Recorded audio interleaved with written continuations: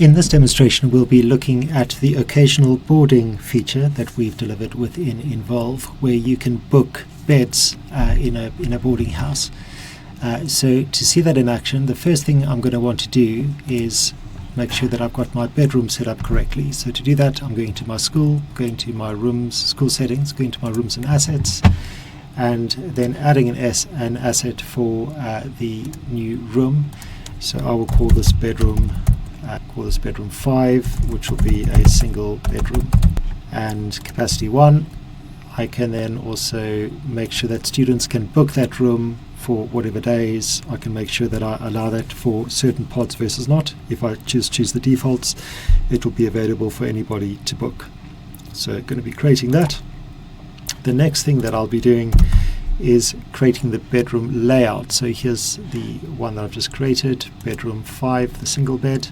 If I go into the layout functionality for that room, you'll see a new icon here for the bed, which I can drag and drop over, and then I will want to label that bed.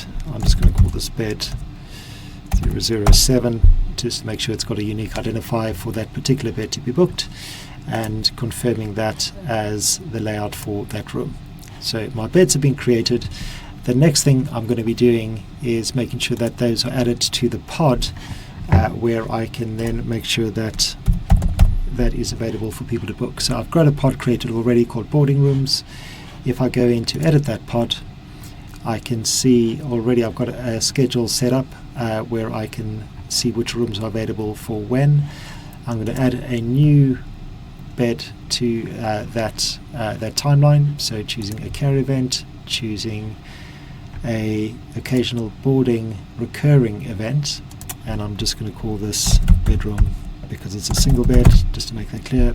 Bedroom single is what I'll call it. Start time from 5 o'clock, let's say it's going to be an 8-hour booking, and can pick which days it's available, the weeks, the time frame, etc. And then the important part here is to select which room is linked to that booking.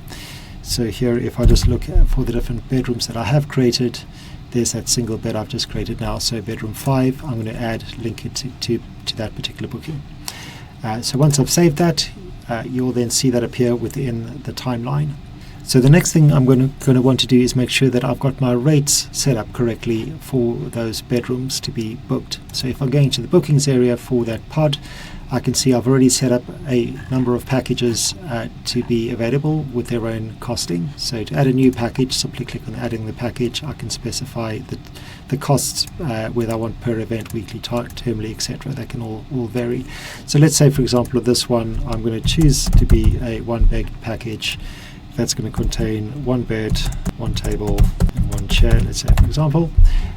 Let's say that I only want to allow for this one to be a weekly or per event setting. So I'm going to add a bit of a premium to this one, where I'll set that to be, let's say, £1,000 for a week, and £110 per event.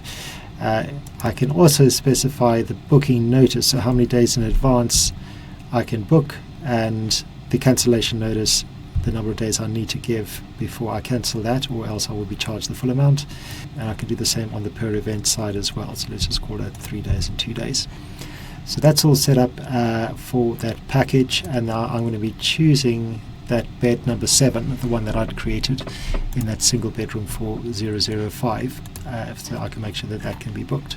On confirming that, that's now all set and is available within my packages area. I'm now going to log on as a parent to see what the experience is like then. So going to the parent account, I will choose for Juliet, wanting to do a booking, and I can see the boarding rooms are there. I'm wanting just a per event room. Let's say I want it sometime in March on a certain date, and there I can see that the 1 bed's already taken, that's already fully booked from a previous booking, but this 1 bed one is still free. That's a slight premium. I'm going to be booking that one, and so that's now been booked as an upcoming event. Switching back to the teacher view just to see what that then looks like. If I go back to my pod and I find my various booking events, If I look to see what has been booked, I'll just make sure that I'm looking at future events as well as the ones that are current at the moment. Now I can get a full view of which students have booked into which beds and the cost that is associated to that. So hopefully that gives a bit of an insight into the functionality of the boarding rooms bookings.